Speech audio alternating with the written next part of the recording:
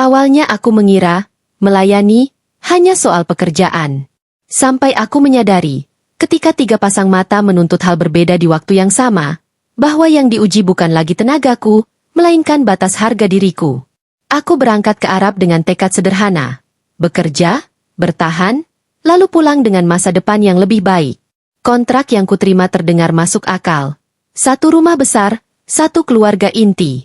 Namun kenyataan berubah sejak hari pertama aku menginjakan kaki di rumah itu.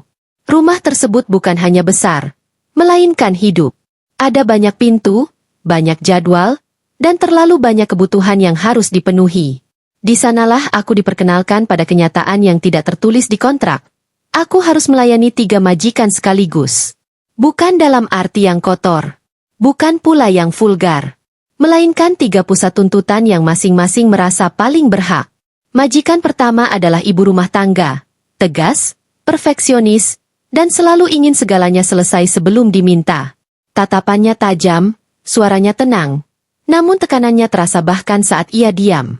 Setiap detail kecil baginya adalah ukuran kesetiaanku. Majikan kedua adalah pria dewasa, jarang bicara, banyak mengamati. Ia tidak pernah berteriak, tetapi kehadirannya membuatku selalu waspada. Ia menilai dari sikap, dari cara aku menunduk, dari seberapa cepat aku memahami isyarat. Majikan ketiga adalah nenek, usia lanjut, emosional, dan haus perhatian. Ia ingin didengar, ditemani, dan diistimewakan. Jika kebutuhannya tertunda, air matanya menjadi senjata paling ampuh. Sejak hari pertama, waktuku bukan lagi milikku. Pagi dimulai dengan dapur. Siang berlanjut ke kamar-kamar. Sore diisi dengan pendampingan. Malam diakhiri dengan permintaan mendadak. 3 ritme berbeda. 3 emosi yang saling bertabrakan, dan 1 tubuh. Tubuhku, yang harus menyesuaikan semuanya. Yang paling melelahkan bukan pekerjaan fisiknya, melainkan tarikan emosi yang bertentangan. Saat aku membantu sang ibu, sang nenek memanggil. Saat aku menemani sang nenek, sang pria meminta sesuatu. Dan saat aku mencoba bernapas, ketiganya seolah merasa ditinggalkan. Ada hari-hari ketika aku berdiri di lorong rumah, terdiam beberapa detik, menenangkan napas sebelum melangkah. Bukan karena takut dimarahi, melainkan karena aku harus memilih siapa yang paling tidak boleh kecewa hari itu. Malam pertama benar-benar membuka mataku. Aku baru saja menyelesaikan pekerjaan dapur ketika sang ibu memintaku merapikan ruang tamu. Baru setengah jalan, sang nenek memanggil dari kamarnya. Suaranya bergetar, memintaku duduk menemaninya. Aku patuh. Belum 5 menit, suara langkah mendekat. Sang pria berdiri di ambang pintu, menatap kami tanpa ekspresi. "Kamu dibutuhkan di luar," katanya singkat. Aku berdiri. Nenek menggenggam pergelangan tanganku. Lemah, namun cukup membuatku terhenti. Tatapan sang pria mengeras. Sang ibu memanggil dari kejauhan. Di detik itu, aku merasa ditarik dari 3 arah sekaligus.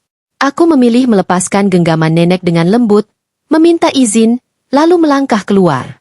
Namun sepanjang malam, rasa bersalah itu tidak hilang.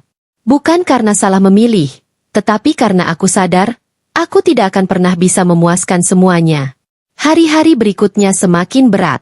Bukan karena perintah semakin banyak, melainkan karena kedekatan yang mulai bergeser. Nada suara yang lebih lembut dari biasanya. Tatapan yang bertahan sedikit lebih lama.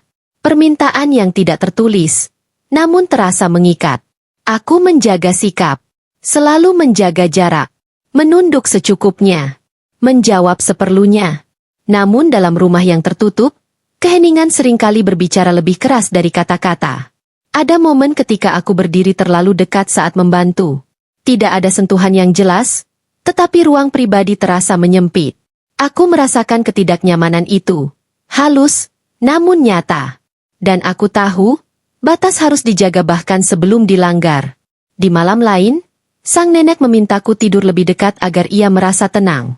Aku menggeser kursi, bukan ranjang. Menemani tanpa melewati garis. Ia menghela napas panjang, seolah kecewa, namun tidak memaksa. Aku belajar satu hal. Melayani, tidak selalu soal tindakan, melainkan tentang mengelola ekspektasi orang lain terhadap tubuh dan waktuku. Tubuhku lelah. Pikiranku lebih lelah lagi. Namun aku belum tahu, tekanan ini baru permulaan. Karena ketika tiga majikan mulai saling membandingkan caraku memperlakukan mereka, konflik yang lebih besar tak terelakkan. Dan saat itulah aku dipaksa membuat pilihan yang akan mengubah posisiku di rumah ini selamanya. Tekanan itu tidak datang sekaligus. Ia tumbuh perlahan, seperti beban yang awalnya terasa ringan, lalu tanpa sadar menekan dada setiap hari. Aku mulai bangun pagi dengan napas pendek dan tidur malam dengan pikiran yang tidak pernah benar-benar berhenti. Tiga majikan itu tidak pernah secara terbuka menyatakan tuntutan mereka. Namun aku bisa merasakannya dari cara mereka memandang, dari nada suara yang berubah, dari keheningan yang terasa menilai. Sang ibu mulai sering mengawasiku. Ia berdiri di sudut ruangan, berpura-pura memeriksa sesuatu, padahal matanya mengikuti setiap gerakku. Jika pekerjaanku rapi, ia diam. Jika tidak sesuai standar, meski hanya sedikit, helaan napasnya cukup membuatku merasa gagal. Aku ingin kamu lebih sigap, katanya suatu siang, tanpa emosi. Aku mengangguk. Baik. Namun setelah itu, aku harus berlari dari satu tugas ke tugas lain, takut dianggap lamban oleh yang lain. Sang nenek berbeda. Ia tidak menuntut dengan kata-kata, melainkan dengan rasa iba. Ia memanggilku dengan suara bergetar, memintaku duduk lebih lama, mendengarkan cerita yang sama berulang kali. Jika aku bangkit terlalu cepat, matanya berkaca-kaca. Kamu tidak betah denganku? Tanyanya suatu malam. Pertanyaan itu menusuk. Aku duduk kembali, menahan lelah, menyembunyikan keinginan untuk merebahkan tubuh. Bukan karena aku dipaksa, melainkan karena aku tidak sanggup mengecewakan. Sementara sang pria, ia adalah tekanan yang berbeda. Ia jarang berbicara, namun sering berada di sekitar. Kadang berdiri terlalu dekat saat aku bekerja. Kadang memanggilku hanya untuk memastikan sesuatu yang sebenarnya bisa ia lakukan sendiri. Tatapannya tidak kasar, tetapi terlalu penuh perhatian untuk disebut biasa. Suatu sore, ia memintaku membantunya di ruang kerja. Ruangan itu sempit, tertutup, dan sunyi. Aku berdiri di samping meja, menjaga jarak. Ia menunjuk beberapa berkas, lalu berdiri mendekat untuk menjelaskan. Jarak kami menyempit. Aku bisa mencium aroma parfumnya. Nafasku tertahan sesaat. Kamu baik, katanya singkat. Aku menunduk. Terima kasih. Ia tidak melanjutkan. Namun keheningan itu terasa berat. Aku menyelesaikan tugas secepat mungkin dan meminta izin keluar. Ia mengangguk, tanpa ekspresi. Sejak hari itu, aku lebih waspada. Bukan karena ada sentuhan yang jelas, melainkan karena aku mulai sadar, aku dinilai bukan hanya dari pekerjaanku, tetapi dari keberadaanku. Tekanan memuncak ketika sang ibu dan sang nenek mulai berselisih kecil, tentang waktuku. Tentang siapa yang lebih dulu aku layani. Tentang siapa yang lebih sering bersamaku. Aku berada di tengah, menjadi alasan dari ketegangan yang tidak pernah diucapkan langsung.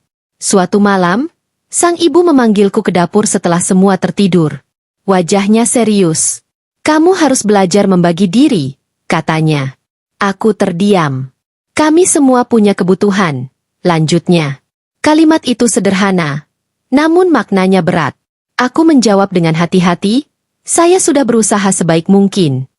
Ia menatapku lama. Pastikan tetap seperti itu. Malam itu, aku menangis pelan di kamar kecilku. Bukan karena marah, melainkan karena aku merasa tubuh dan waktuku bukan lagi milikku sepenuhnya. Namun di balik semua itu, aku juga mulai belajar sesuatu. Tentang membaca situasi, tentang menegaskan batas tanpa menyinggung, tentang menjaga diri tanpa memicu konflik. Aku mulai mengatur jadwal dengan lebih tegas. Menjawab dengan sopan namun singkat. Menjaga jarak fisik dengan alasan pekerjaan. Perlahan, ketiganya menyadari perubahan sikapku. Ada yang menerima. Ada yang diam. Ada pula yang menunjukkan ketidakpuasan. Dan dari situlah aku tahu, ujian terbesar belum datang dari banyaknya tuntutan, melainkan dari reaksiku ketika salah satu dari mereka merasa kehilangan kendali atasku. Hari itu tiba tanpa peringatan. Sang pria memanggilku dengan nada berbeda. Lebih tegas. Lebih serius. Ia menatapku lama, lalu berkata, "Kita perlu bicara." Aku berdiri kaku. Jantungku berdegup cepat. Aku tahu, Percakapan ini akan menentukan segalanya. Aku berdiri di depan ruang kerja itu dengan dada berdebar. Pintu tertutup. Hening. Di baliknya, aku tahu, sebuah percakapan akan menentukan bagaimana posisiku di rumah ini, atau apakah aku masih akan bertahan. Masuk, katanya. Aku melangkah perlahan. Ia berdiri di dekat meja, bukan duduk. Sikapnya resmi, namun jarak kami terasa lebih dekat dari biasanya. Aku berhenti beberapa langkah darinya, menunduk hormat. Kamu tahu mengapa aku memanggilmu? Ucapnya. Aku menggeleng pelan. Belum, Tuan. Ia menatapku lama. Tidak ada kemarahan di sana, hanya kelelahan yang tertahan. Rumah ini menjadi rumit karena kehadiranmu. Kalimat itu menohok. Namun ia melanjutkan, bukan karena kamu salah, melainkan karena kami semua bergantung terlalu banyak. Aku menarik napas. Saya hanya berusaha menjalankan tugas. Ia mengangguk. Justru itu. Kamu bekerja terlalu baik, hingga orang lupa batas. Kejujuran itu mengejutkanku. Aku memberanikan diri berbicara, dengan nada tenang namun tegas. Saya ingin bekerja dengan jelas. Saya tidak ingin menjadi alasan konflik. Ia terdiam, lalu berkata, aku menghargai keberanianmu. Percakapan itu tidak berujung pada ancaman. Tidak pula pada tuntutan. Ia justru mengusulkan perubahan. Pembagian tugas yang lebih tegas, jadwal yang tertulis, dan aturan jarak yang jelas. Ia mengatakan akan menjelaskannya kepada sang ibu dan sang nenek. Malam itu, untuk pertama kalinya, aku merasa dilindungi oleh kejelasan. Keesokan harinya, pertemuan keluarga kecil diadakan. Sang ibu duduk dengan wajah serius. Sang nenek tampak gelisah. Aku berdiri di belakang, menunggu. Kita perlu mengatur ulang, kata sang pria, agar semua berjalan adil. Sang ibu mengangguk, meski terlihat menahan emosi. Baik, selama pekerjaan berjalan. Sang nenek menatapku, matanya berkaca-kaca. Aku hanya tidak ingin sendirian. Aku mendekat setengah langkah, cukup untuk menunjukkan empati, tidak lebih. Saya tetap akan menemani, selama sesuai waktu. Ia mengangguk perlahan, seolah mengerti. Hari-hari setelah itu terasa berbeda. Lebih ringan. Bukan karena pekerjaan berkurang, melainkan karena batas dihormati. Aku tidak lagi ditarik dari 3 arah sekaligus. Jadwal jelas.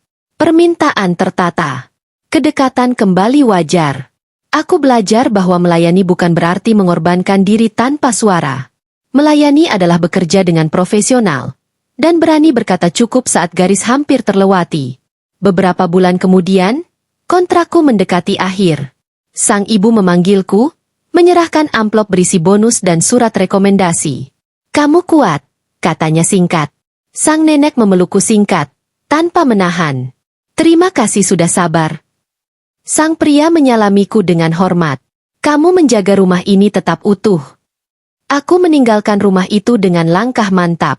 Tidak membawa cerita yang memalukan. Tidak pula penyesalan. Yang kubawa adalah pelajaran mahal tentang harga diri di tengah tuntutan. Dan aku tahu, dimanapun aku bekerja nanti, satu hal tak akan berubah. Aku akan melayani dengan baik, tanpa kehilangan diriku sendiri. Kisah ini bukan tentang seberapa banyak yang bisa kita berikan, melainkan tentang seberapa bijak kita menjaga batas. Karena kehormatan adalah satu-satunya hal yang tidak boleh ditawar.